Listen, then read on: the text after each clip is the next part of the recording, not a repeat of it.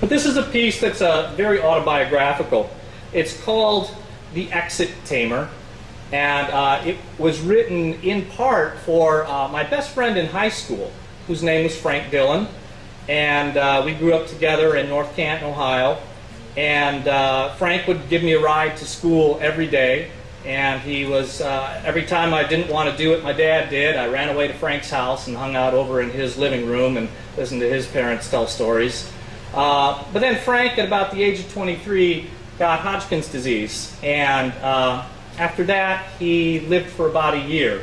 And I originally wrote part of this to be read at his funeral about 23 years ago.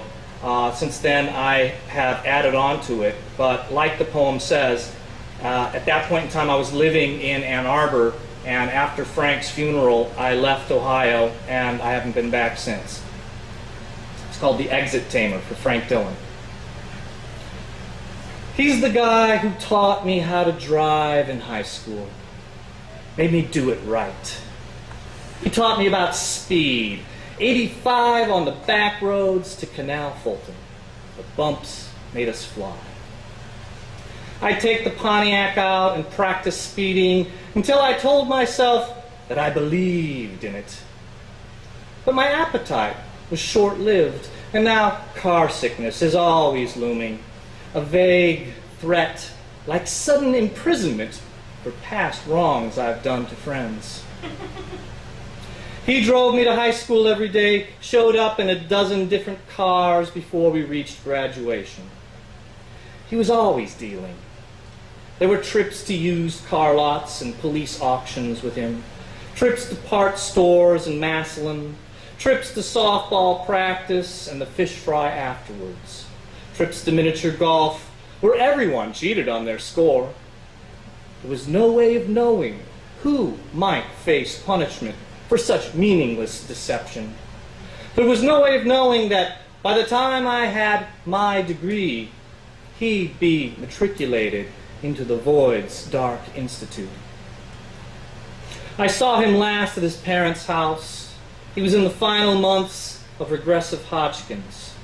He joked that he was eating enough rice cakes and yogurt for him to live to be 100. Yet we both knew that was unlikely to happen. When I left, I told him to take care of his colleague. It was an awkward departure. He wanted me to look him in the eyes and put my trust in him again. He needed me to believe what he had learned about resignation. He knew that exiting was a lot like taming lions. One forces a ridiculous invincibility. And so many of the people I've known have quietly resigned themselves to something. They knuckled under to consequences and held on. It's a survival strategy. Otherwise, there is crippling disappointment. This is what separates the young from the old. The old resign themselves to comfortable postures. The young drive all night to reach Cleveland. And there they head south to arrive by morning in Canton, where a collie stands in the yard alone, barking at the kids in the neighborhood, loading themselves onto the bus. And at the funeral, I said my goodbyes to friends, and that was the last time I left Ohio. I'm not that good at leaving. There's always one more clever remark to add.